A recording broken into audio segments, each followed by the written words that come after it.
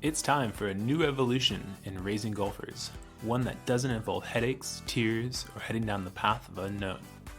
Whether you're trying to introduce children to the game of golf, help them play competitively, or play at a collegiate level, you're in the right place. This show is for any parent, player, or coach who wants to build a better team at home and on the golf course. This is the Raising Golfers Podcast. Hey, what's up, everyone? I am your host, Travis Hauser, and if you are in the San Diego area, come check out the course I'm at, Rancho Carlsbad Golf Club. It's a family-friendly golf course with 18 holes of all par 3s, great for the whole family, and if you're working on those distance wedges, it's a great challenge. Now, I'm always thinking of ways on how to grow the game, and a number of years ago, I came across this Facebook group called Grow the Game Initiative, which shares stories and information on exactly that. Today, Rich O'Brien, who started this group, comes and shares how he is growing the game of golf in so many ways. Parents, one thing, they can be great caddies on there. They can be great encouragers. You know, a lot of the coaching obviously should be with the professional staffs at that point, and creating that environment of fun. That's one thing I think Michelle Holmes does better than anybody. She creates a great environment of fun along those lines and work that way. Go out and have fun more than anything else. That's one thing that we do for PGA Hope above all else. It's anything that diminishes our fun. It's illegal at that point. We make it fun. Rich was a great golfer. He played in a college golf team. He was even a golf coach, a college golf coach, and he had been just involved in the game of golf for so many years. Now, at some point, he had an accident on the golf course that paralyzed him from the neck down, and that changed everything in his life and what he does for the game today. Today, he's going to share so many great stories and information with us about how we can all work together to grow the game. Rich, welcome to the Raising Golfers Podcast. I'm excited to have you on. Oh, happy to be on. Thank you for asking me here. And any way we can grow the game is a great combination. So, absolutely. And so, I've followed the Facebook page that you, I believe, created or heavily involved in, which is Grow the Game Initiative. And I think you would agree with me here. We're saying that new player development is the lifeblood of the golf industry. Absolutely. Us as coaches, we've got to be finding ways to contribute, to encourage and develop all types of things in relation to the golf industry to keep these players involved in the game. So what I would like to hear from you first is what you feel the state of the game is right now in today's world. Okay. Well, right now during the pandemic, the industry has really been a great lifeblood for therapy for a lot of individuals, especially that have been in their houses for way too long and not having the camaraderie that they need. Golf is such a great vehicle for camaraderie and a therapeutic modality that it really has benefited during the pandemic. Golf courses, at least in this part of the country, I know, are busier than they've been in 25 years. So that's been a great combination. And you follow the Grow the Game page, but that Grow the Game page actually started as an offshoot of the golf therapy page that originally started. And my feeling that one of the great areas of growth for the game is individuals with disabilities, individuals with injuries, illnesses, or challenges such as PTSD, loss of a limb, traumatic brain injury, recovering from stroke. A lot of golfers that had left the game, that lapsed from the game. Part of what is the golf industry needs to get them back in the game, and there's only a limited amount of time really to do that based on the statistics from the National Golf Foundation. So as a member of the National Alliance for Accessible Golf Board of Directors, my thought on that side was we need to do everything we can to get millions of golfers back into the game. So from a player development standpoint, we'll also need to talk about getting golfers back in the game, not just developing totally new players. So that's another area of that to talk about, right? Absolutely. So, I think all those things are fantastic in those areas that you focus on and try to get people involved in the game of golf. with junior golfers, what do you see we need to be doing to get more junior golfers involved in the game? And that can be, maybe not even saying junior golfers, but just children. What is it you think we Right. need to get children into the game? Well, absolutely. The same things that we do, a lot of our PGA Hope instructors, are helping our Patriots Everywhere golf therapy programs. They're also first tee instructors and are also junior league coaches on that side. And one of the initiatives we have for the National Alliance for Accessible Golf is actually getting more individuals with disabilities, children with disabilities, playing the game of golf through the first tee, through the PGA Junior League on that side there. When you see some individuals, some kids doing it, it gives other kids the idea that they can do it as well, and that's a beautiful thing. But from a standpoint of player development, individuals like Michelle Holmes and some of the different programs that they do on that side they're very much different things on Instagram, different things on Facebook, and showing others how to do it. It's about having fun. It's about showing smiling faces. It's about kids learning quickly and enjoying the camaraderie around it. And when kids find out that it's cool to play golf, that's a good thing. When they enjoy doing it, they're going to be lifetime players. That's the combination there. And here in Charleston, we're very, very active in junior golf programs as well. And I just love to see new players coming to the game, whether it's the juniors, it's women, it's veterans, it's others that way, and coming back to the game too. And that's important. I 100% agree. If you're a parent listening to this podcast, and let's say you have a child who hasn't ever touched a golf club, or you have a child with disabilities, or you have a child who has some type of maybe anxieties or things that you might feel might be issues getting into a sport like the game of golf, what advice would you give them to go out and find programs, and what advice would you give them to encourage them to get out and start playing the game? Well, there's the number of kids with autism right now is very large on that side. The numbers have skyrocketed in the last few decades along those lines, and from a standpoint, having caring individuals that are patient, from that side there with the junior league team or a first tee program or even a Special Olympics type program. That's a very important combination. Perry Green, our lead professional for Westcott Golf Club, about 9 years ago took an autistic child underneath his wing, and that totally changed the kid's life as well as Perry's life from a standpoint where this young man blossomed. He became the Eagle Scout for the first tee. He went to the highest ranked individual in South Carolina, and he became our first volunteer for PGA Hope. This is a great kid by the name of Ricky Martin, and now he's gone on to college. He's gone on to get a master's degree as well in computers. And he was, totally in his shell back 9 years ago, and that's a beautiful thing on there. And we have more and more kids like that with autism, with other challenges that will come to the game if there is a attitude of caring and patience from the teaching staff. And I think that's the environment we've created here in Charleston. That's awesome. Yeah, and I think that's something you're trying to share as well with the rest of the golf community with this Mhm. page that you've created, or you have multiple pages on Facebook. But Right. to basically let golf coaches, parents, all adults know that there's a lot of different ways to get different types of people into the game of golf, and it's something that we should be doing and not discouraging, but more encouraging people to get into the game, right? Right, and definitely, you've got a lot of golf professionals that want to focus on, touring professionals or individuals that have that get at the top of the game. But the game of golf has such a wide spectrum of individuals that, from that side, a teaching professional could have a nice niche by working with individuals that have challenges and working there. You get the adaptive training.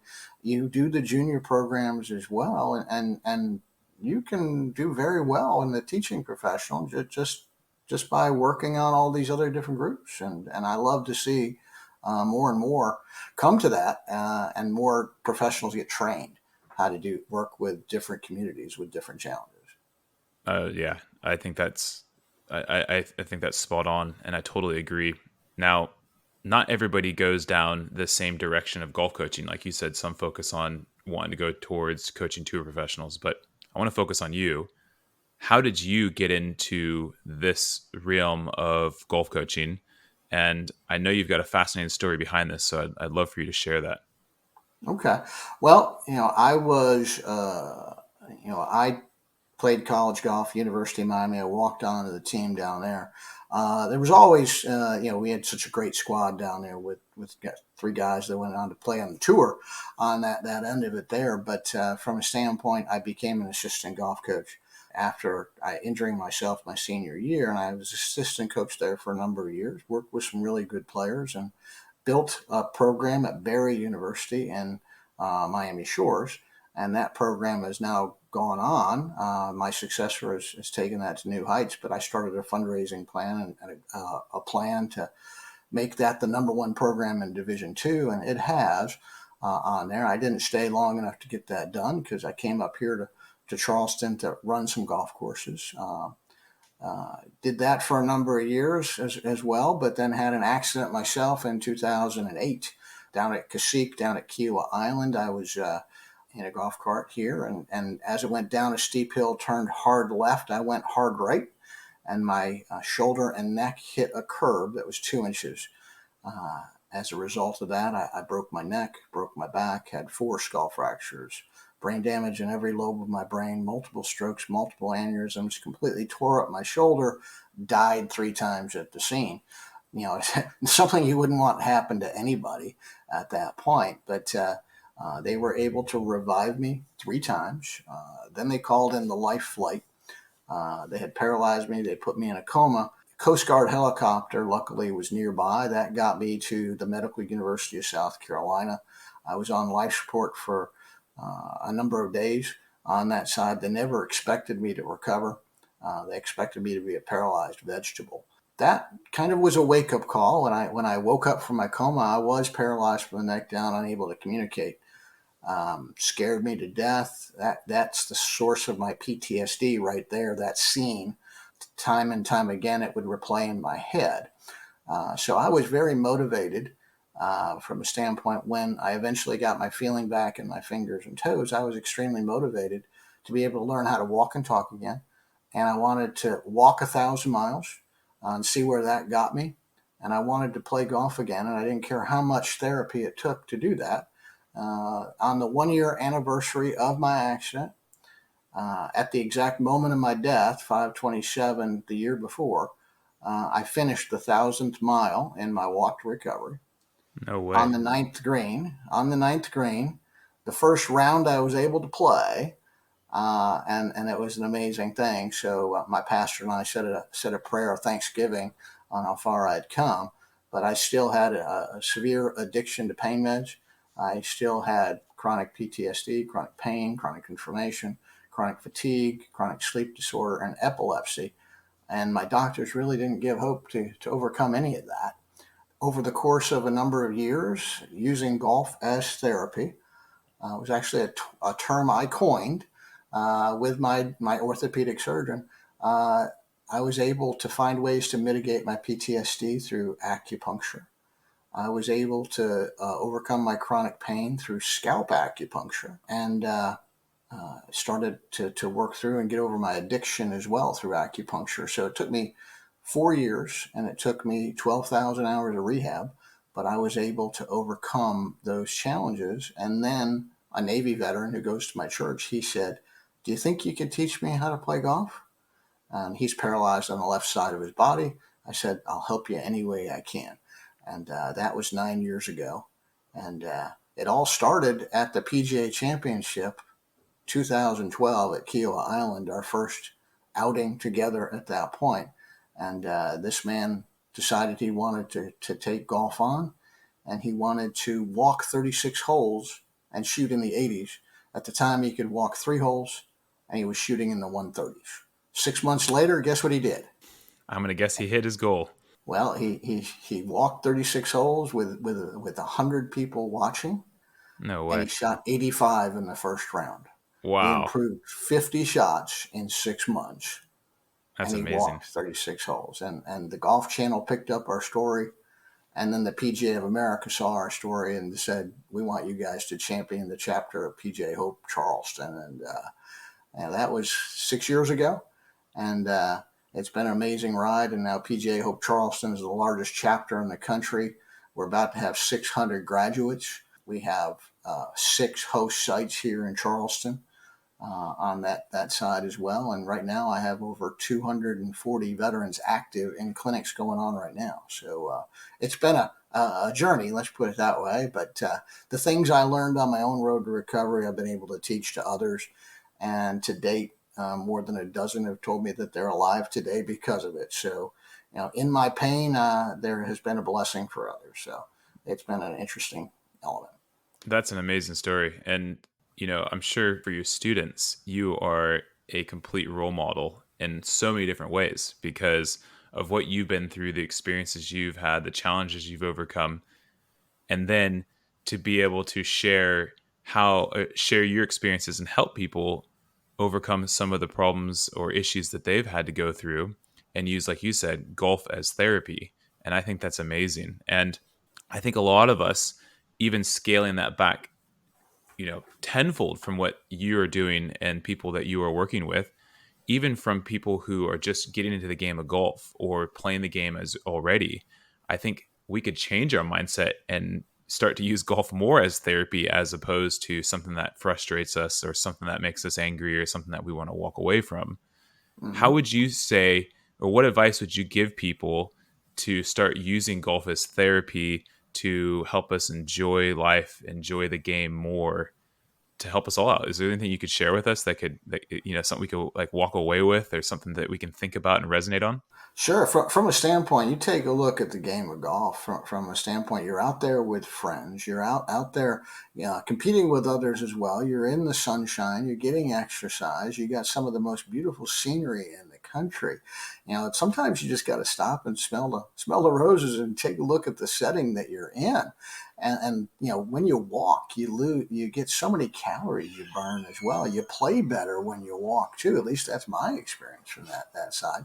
Sometimes riding in a golf cart is the last thing you want to do. And somebody that got ejected from a golf cart, I'll never be a passenger in a golf cart, but that's another story. But Understandable. from a standpoint as well, for golf is such a mindset anyway. And you want to be able to focus on the smallest possible targets. You want to be able to be in the present moment. Golf teaches all of these things, and as my degree is in sports psychology, so I focus more on the pre-shot routines. And you take a look at for some of our veterans, that are working on that side of it. There, by being able to get them go through a pre-shot routine, sort of like Pia Nielsen and Lynn Marriott talk about think box and a play box, where you separate the different parts of your thinking, and then you step into the play box and you're focused on the target. These are wonderful elements and tools that every golfer could use to clear their mind, to be able to control how they think.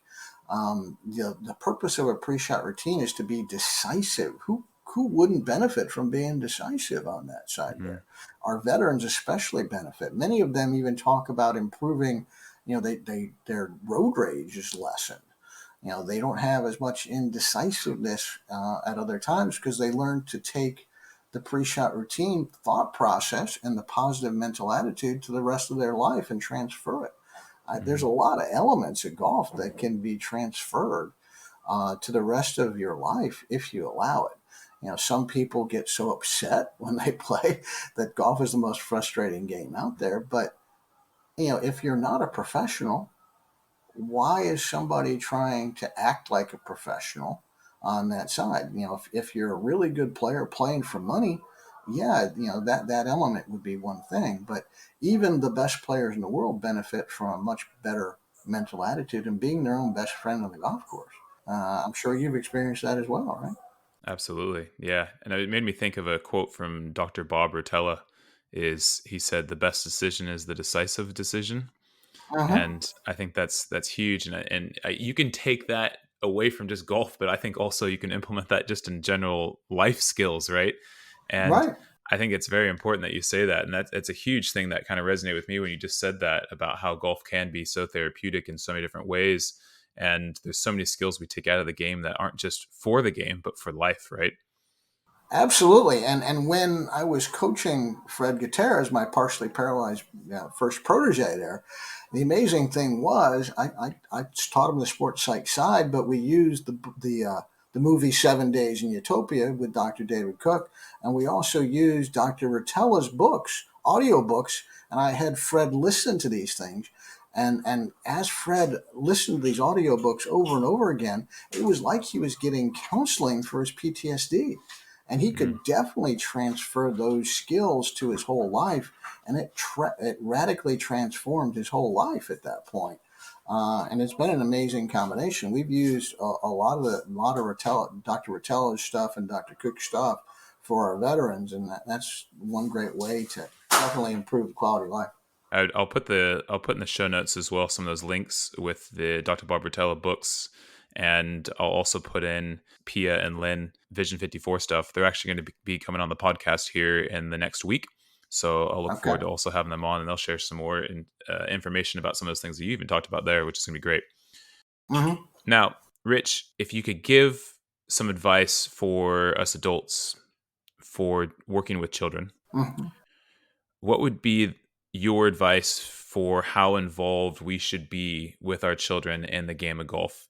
From a standpoint, parents, a lot of times can uh, be problematical, shall we say, for the kids from that standpoint. If the kids aren't having fun, that's an issue there. And the parents, one thing, they can be great caddies on there. They can be great encouragers. A lot of the coaching obviously should be up with the professional staffs at that point, and creating that environment of fun.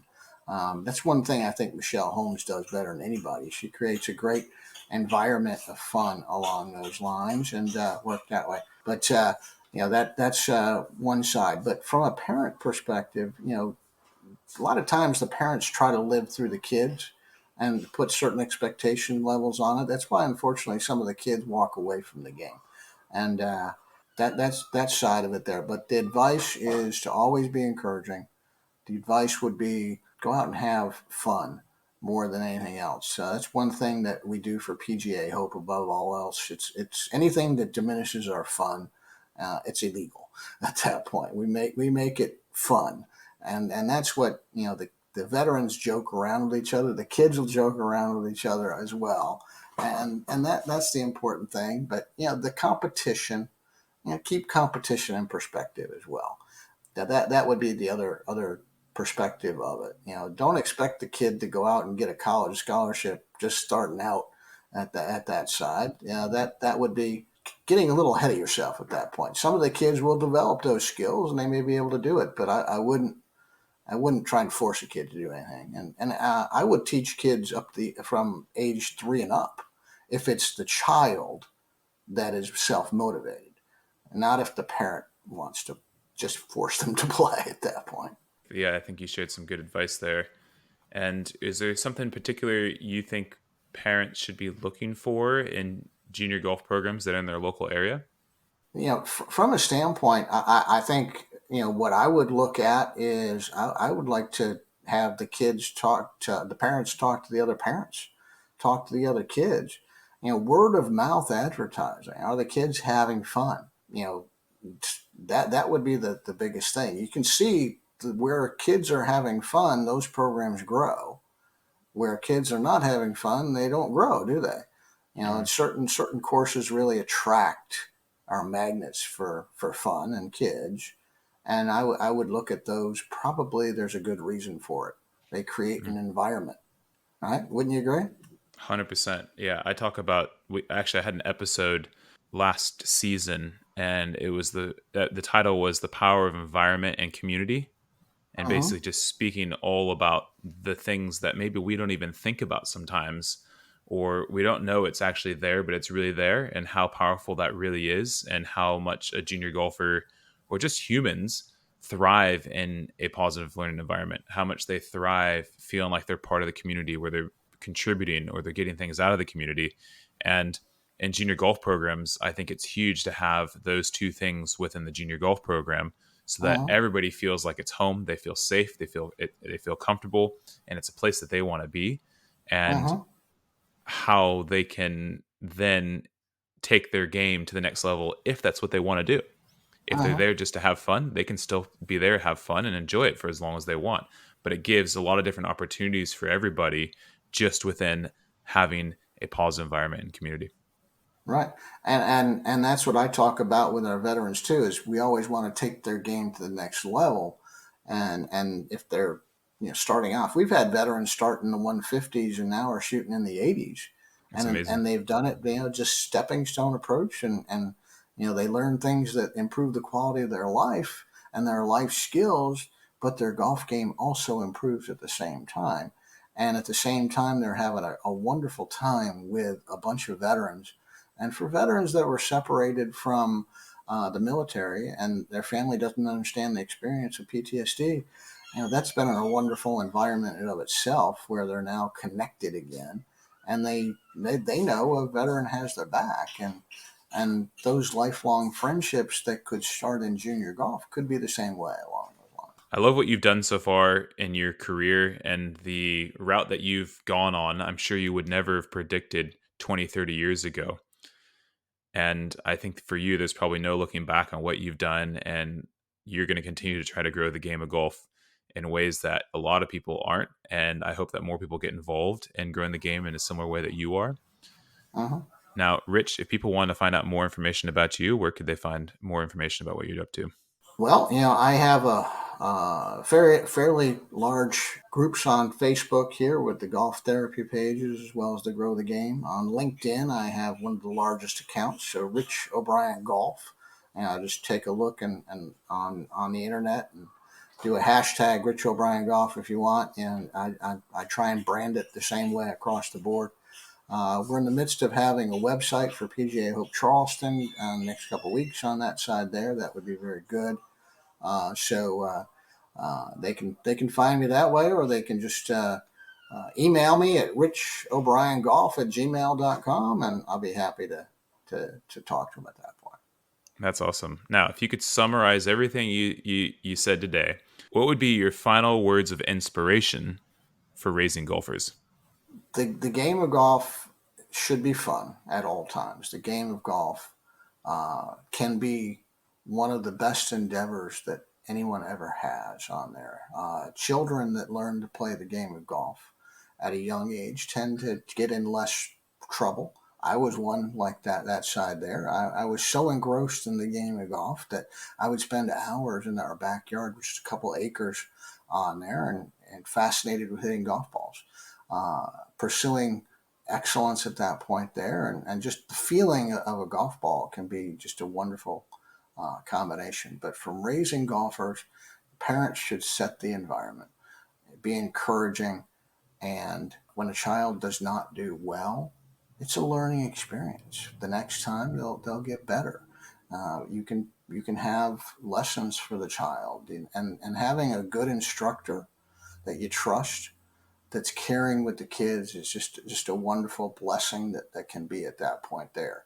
Parents may not be able to teach, but a professional in the area can do very well.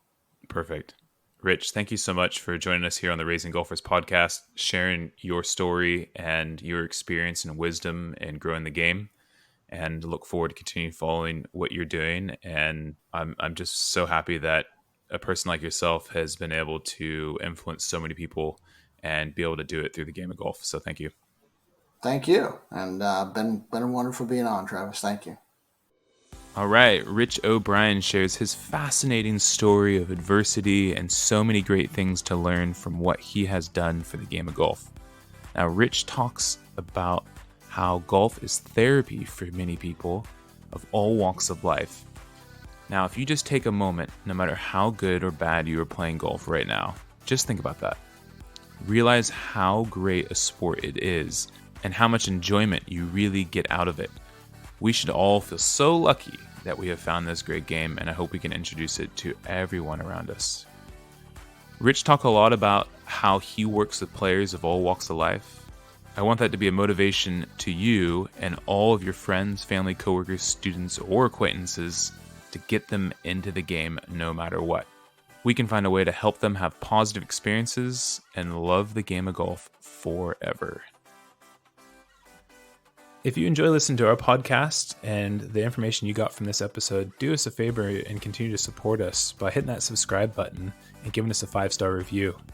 Your continued support will help us continue to grow and be able to interview some of the most experienced parents, coaches, and players in the golf industry to help you continue to raise your golfer to their full potential.